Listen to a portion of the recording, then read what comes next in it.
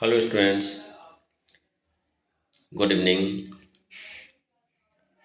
आप लोग सभी अच्छे होंगे और आप लोगों का एनुअल एग्जामिनेशन का डेट शीट भी आ गया है।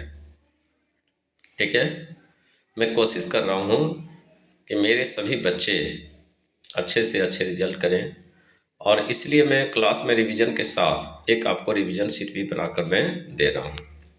ओके, तो इस वाटर चैप्टर में मैंने आप लोगों को वीडियो बना कर दिया था और इसमें से वाटर कंजर्वेशन भी आप लोग देखें, वाटर साइकिल भी देखें और एक इसमें है movement of ocean water.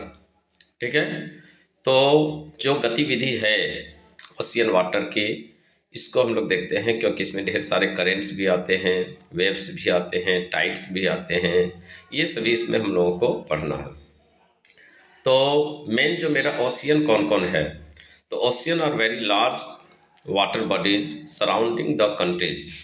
There are four main oceans on the surface of the earth. These are the Pacific oceans जाने जाएंगे, अटलांटिक ओशियंस जाने जाएंगे, द इंडियन ओशियन होंगे और आर्कटिक ओशियन होंगे। ठीक है, अब इसमें से मैं आप लोगों को क्वेश्चन दे रहा हूँ।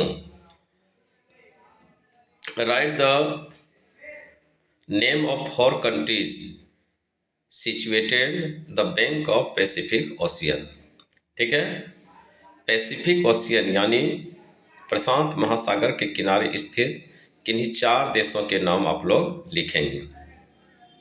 नेक्स्ट लिखिए, right the four countries name of Indian ocean situated on Indian ocean. इसलिए जो हिंद महासागर है इसके किनारे स्थित चार देशों के नाम आप लोग लिखेंगे।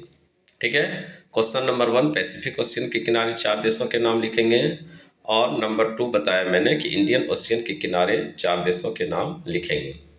These oceans have moderating effect on the climate of coastal areas of the continents. The ocean water is never still. Its movement can be categorized as three categorise में इसको डिवाइड कर दिया गया है। कौन कौन सा, तो वेव्स मीन्स क्या होगी, तो लहरें होगी। टाइड्स क्या है, तो यह है ज्वार है। ठीक है, एक आता है ज्वार और एक आता है भाटा। तो ये ज्वार है। नेक्स्ट क्या, तो ओशियन करेंट्स है जो बराबर मूव होते रहता है, समुद्र की जो धाराएं हैं या मूव होते रहती है। दिस मोमेंट्स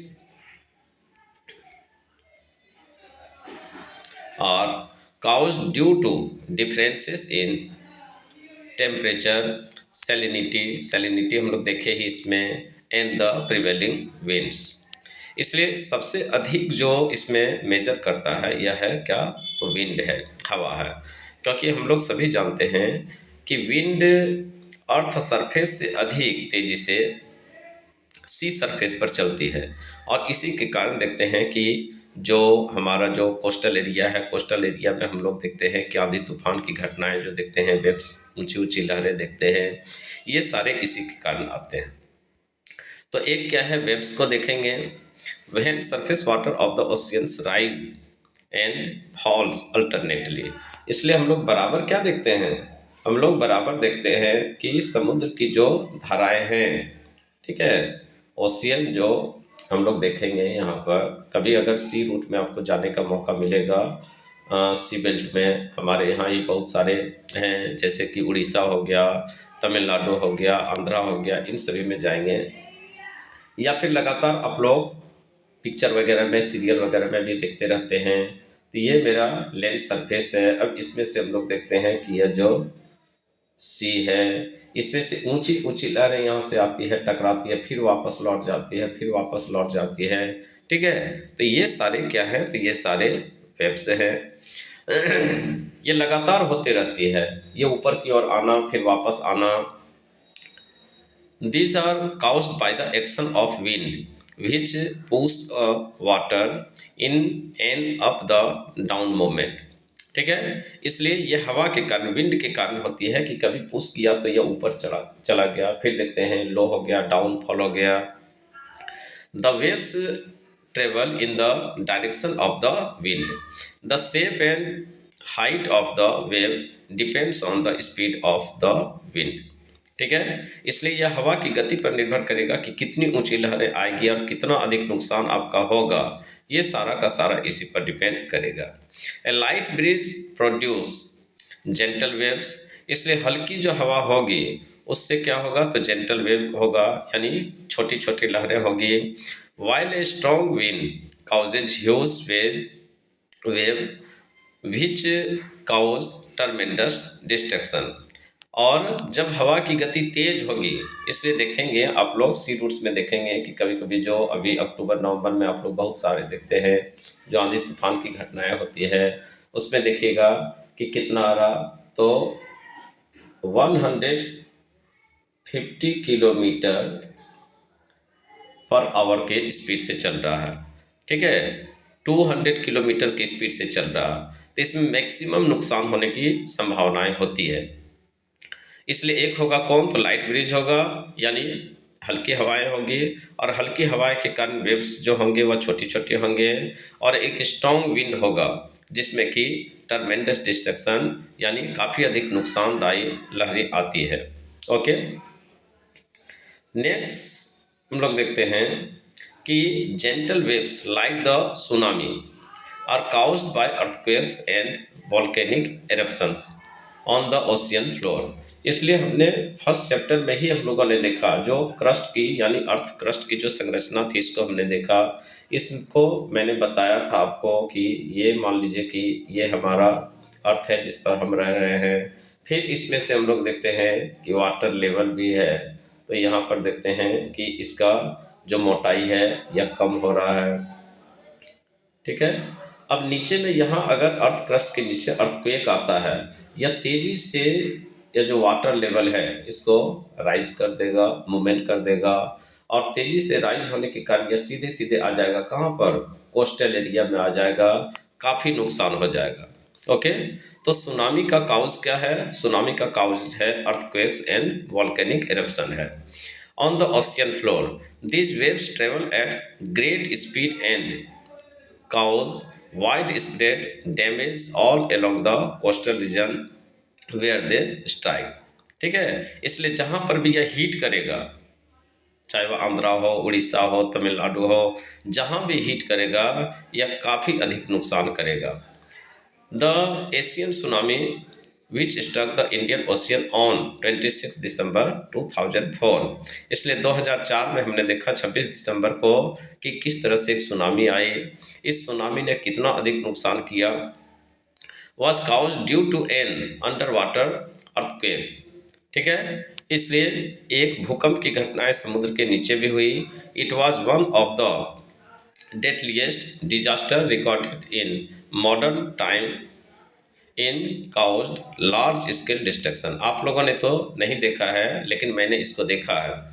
2004 की घटना थी। इस समय मैं वेस्ट बंगाल में था। मैं सुबह सुबह मॉर्निंग वॉक करने के लिए गया हुआ था, और जहाँ मॉर्निंग वॉक कर रहा था वो पूरा का पूरा फील्ड पहले तो ड्राई था, लेकिन 26 दिसंबर की मॉर्निंग में जब मैं वहाँ गया तो देखता हूँ कि मैदान पूरा गीला गीला गीला है।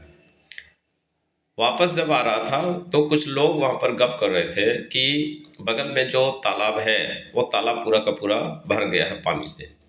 क्यों भाई, तो नीचे जो मॉइस्चराइज जो हुआ उसके कारण पूरा का पूरा तालाब में पानी आ गया था। और जब मैंने टीवी ऑन किया और जब न्यूज़ देखना शुरू किया तब पता चला कि सुनामी क्या होती है। ठीक है, इसलिए यह है क्या, तो डेडलिएस्ट डिजास्टर, यानी मैक्सिमम घातक क्या था। मॉडर्न एज में हमने 2004 में सुनामी को देखा, फिर उसके बाद अभी तक में सुनामी की घटना देखने को नहीं मिल पाई है, और आप लोगों को शायद ही आभास हो पाएगा कभी देखने का। ठीक है, तो एक सुनामी है। अब सुनामी में क्या है, तो एक कहा जाता है कि सुनामी आई कहाँ से भाई, ये टर्म कहाँ से आई, तो ये जापानी टर्म है। सुनामी कहाँ है, जापानी टर्म है। The term tsunami comes from the word tsu, यानी टी साइलेंट है, मीनिंग हार्बर, यानी कोस्टल एरिया जो समुद्री बंदरगाह होते हैं, और नामी मीनिंग वेव्स, यानी समुद्री जो बंदरगाह है उसके पास उठने वाली जो लहरें हैं, इसी को सुनामी कहा जाता है, इसलिए इसको हार्बर वेव्स भी कहा जाता है। A tsunami can be cause due to under water earthquakes, मैंने ऊपर ही देखा, volcanic eruption and under water massive explosion. इसलिए नीचे, जमीन के नीचे मान लीजिए मैसिव एक्सप्लोजन, मान लीजिए कोई घटना ही हो जाए, कोई बम ब्लास्ट ही हम लोग कर देते हैं, तो उससे भी ऐसी घटनाएं होती हैं। On 26 December 2004 deadly tsunami occurred in the Indian Ocean due to an earthquake called the Sumatra Andaman earthquake. Its epicenter was off the west coast of Sumatra in Indonesia। ठीक है, तो इसके नीचे यानी सुमात्रा अंडमान जो है, सुमात्रा कहाँ हो गया, साउथ ईस्ट एशिया, इंडोनेशिया का हो गया, अंडमान निकोबार इंडिया में हो गया, ये दोनों आपस में ज्वाइंट हैं। इसलिए ये जो एपी सेंटर था, ये दोनों के बीच में ही एपी सेंटर था। एपी सेंटर किसको कहते हैं, तो एपी सेंटर उसको कहते हैं जहाँ से अर्थक्वेक राइज होता है। ठीक है, its epicentre was off the west coast of Sumatra in Indonesia. इसलिए इंडोनेशिया के सुमात्रा जो आइलैंड्स हैं वहीं पर यह राइज हुआ था। इसका स्पीड क्या था, ये जो अर्थ रिक्टर स्केल पर हम लोग देखते हैं, तो यह क्या था, 9 पॉइंट का अर्थक्वेक आया हुआ था। आप सोच लीजिए कि 6.0 का अगर अर्थक्वेक आता है, 6.12 का आता है, तो बड़े बड़े जो लैंड एरिया है उसको डिस्ट्रॉय कर देता है, मकान गिर जाता है। लेकिन यह सोच लिए कि 9.0 का था, और इससे वेव्स जो आए कितने, तो 30 मीटर ऊंची वाले वेव्स आए। Devastation and destruction on the coast of countries bordering the Indian ocean. इसलिए बहुत सारे कंट्री जहाँ पर इसने हिट किया, काफ़ी अधिक नुकसान किया इसने। The tsunami affected the coastal area across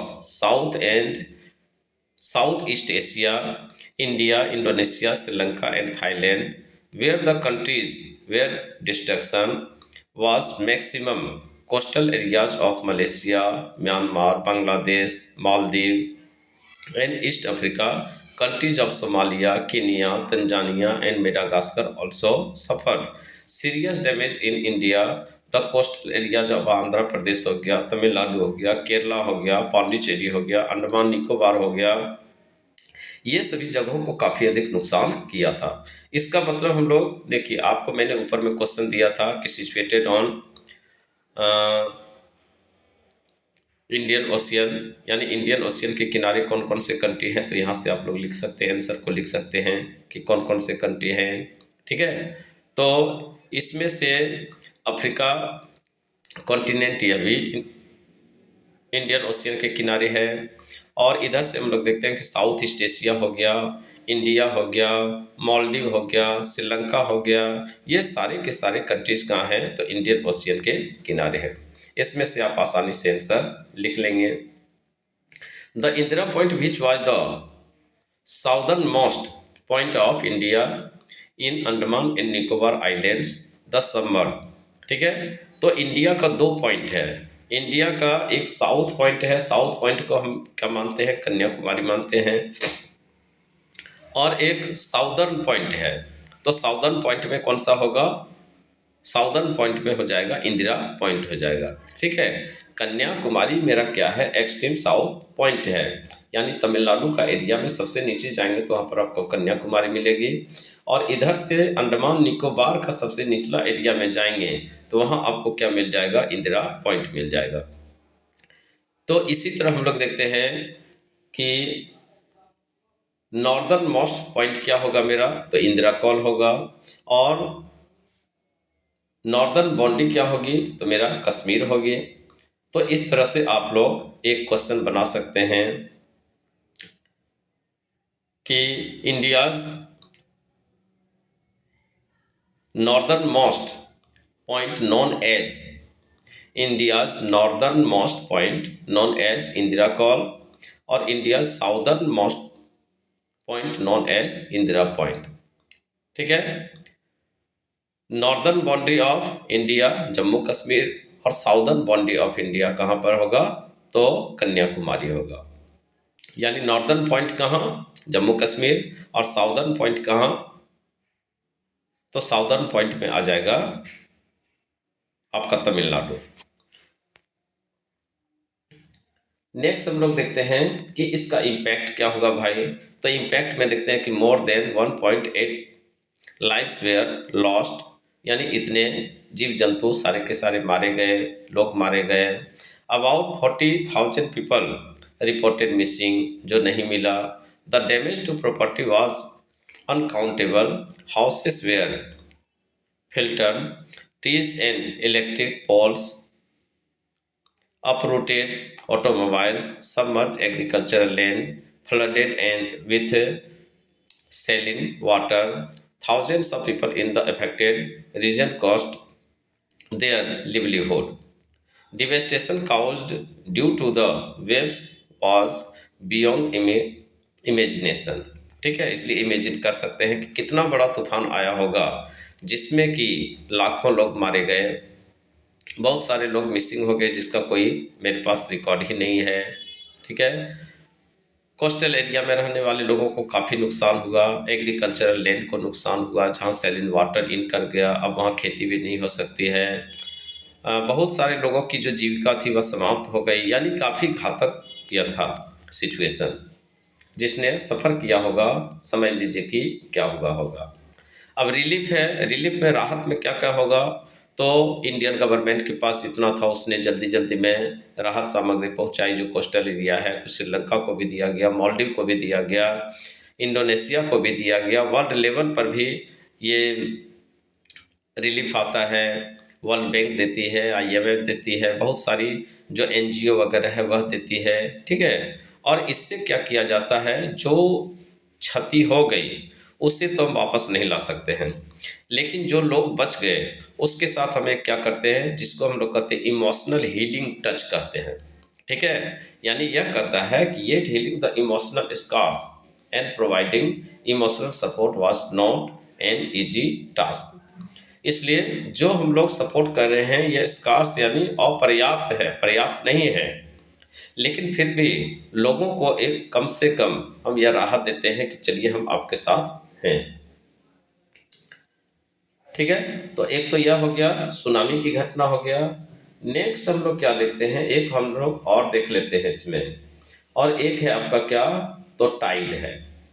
Tide क्या है, तो टाइड का ऐड आप लोग रोज रोज देखते हैं कि हमारा सटवा देखो सबसे चकाचक है, ये भी एक टाइड है और ये भी चकाचक करने वाली बात है।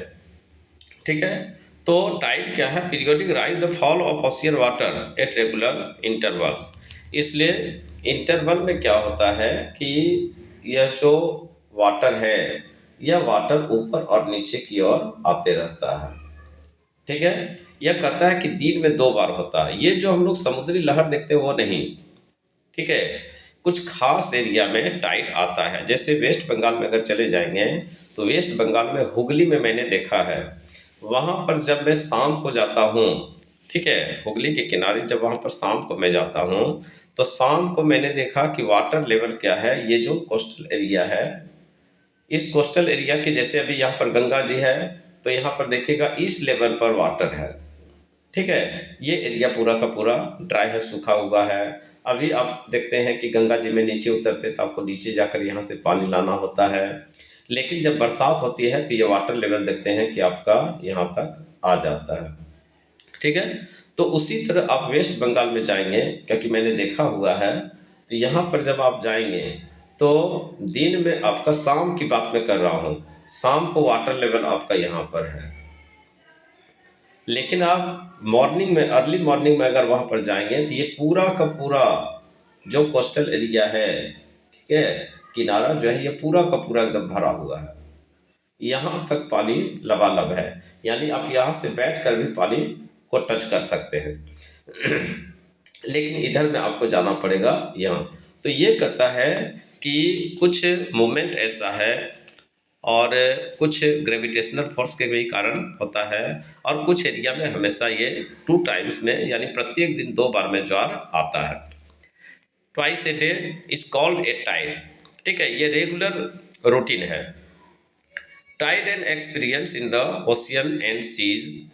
When the level of sea water rises, it is high tide, and when the level falls, it is low tide. इसलिए टाइड में दो प्रकार का होगा, एक कम ऊंचाई वाला टाइड और एक अधिक ऊंचाई वाला टाइड होगा।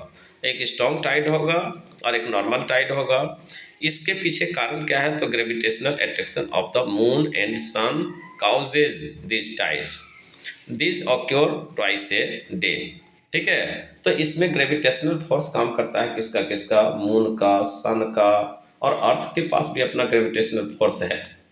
तो इन तीनों के कारण क्या होता है कि ज्वार आता है, पृथ्वी पर ज्वार आते रहता है। आप लोग बरसात के दिन में कभी कभी सुनेंगे कि हाई टाइड आया, तो वो जो हाई टाइड आता है वो रेगुलर में नहीं आता है, वो आता है विंड के कारण आता है, या टेम्परेचर जो फ्लक्चुएशन होता है उसके कारण आता है। जहाँ कहीं भी लो प्रेशर का बेल्ट बनता उसके कारण आता है, हाई टाइड्स आता है।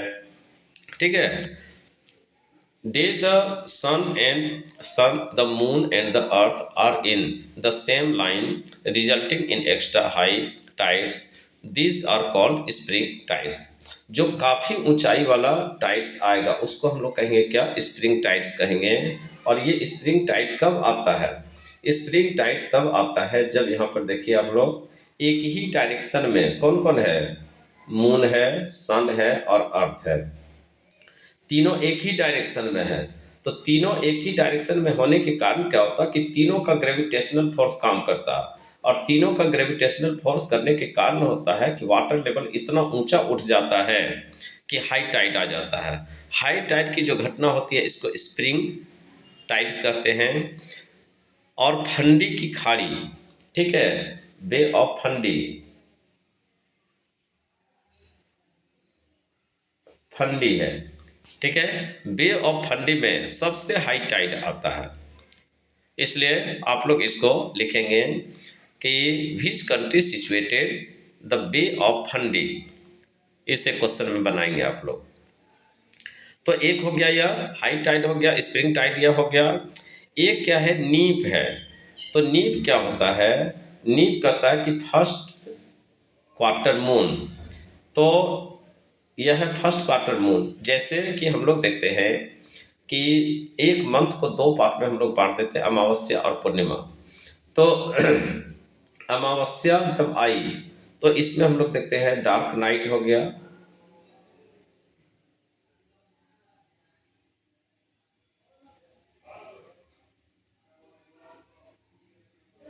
ठीक है। और इसके बाद हम लोग देखते हैं न्यू मून निकलता है। तो न्यू मून जो निकलता है यह देखिएगा इस तरह से न्यू मून दिखाई देगा आपको। फिर यह मून धीरे धीरे बढ़ेगा।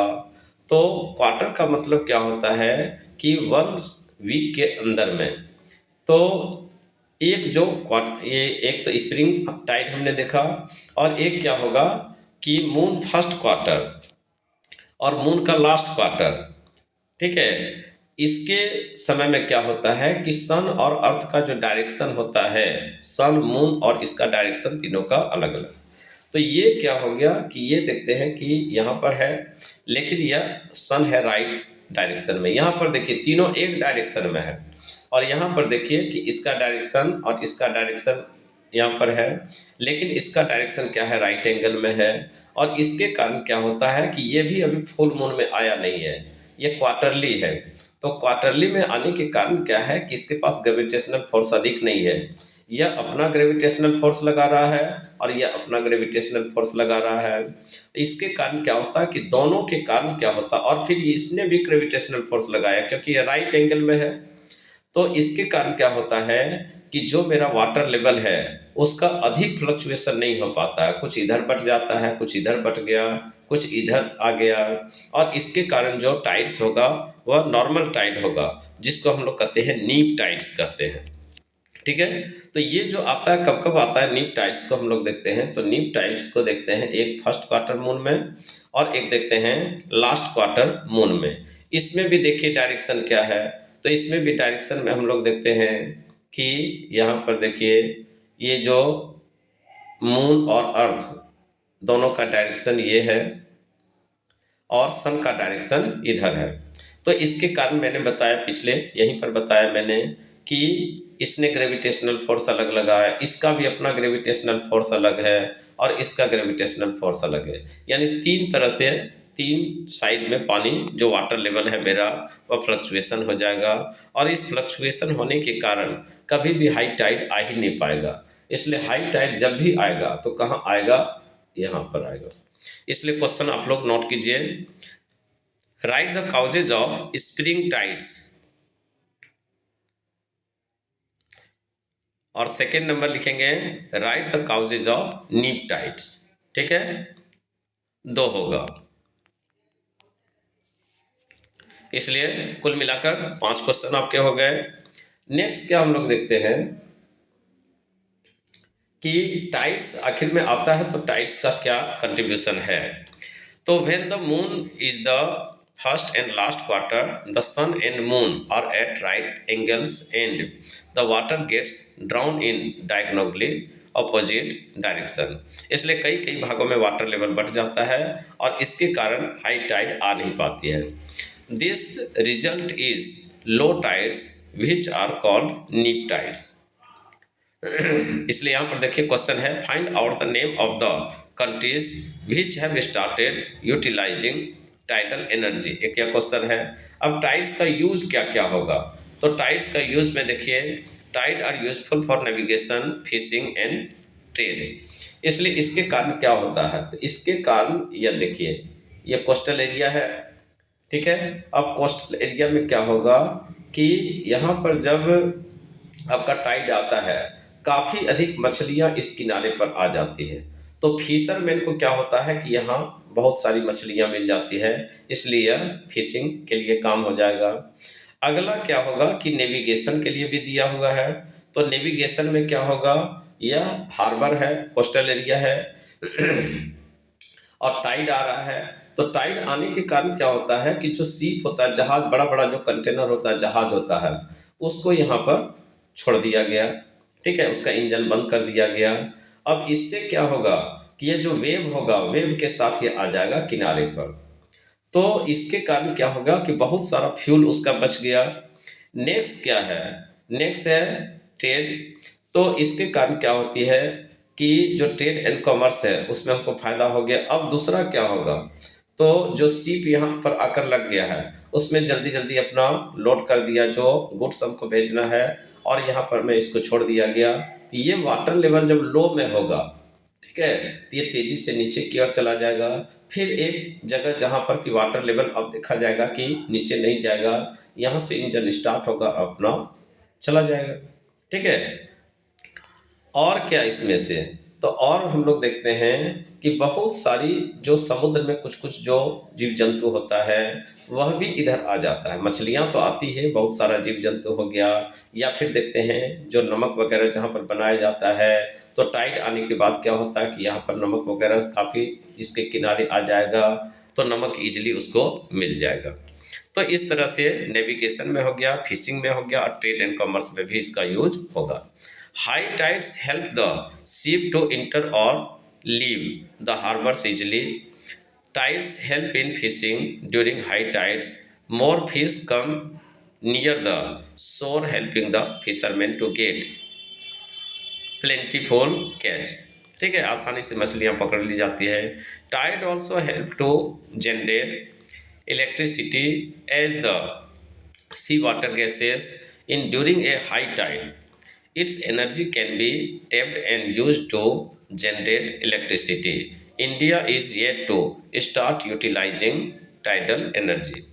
ठीक है, इसलिए टाइड से एनर्जी भी होता है, क्योंकि इतना हाई टाइड का होता है, वाटर इतना गर्म होता है कि उसके साथ काफ़ी अधिक गैस वगैरह भी है, तो इससे भी बहुत सारा ये एनर्जी प्रोड्यूस किया जाता है।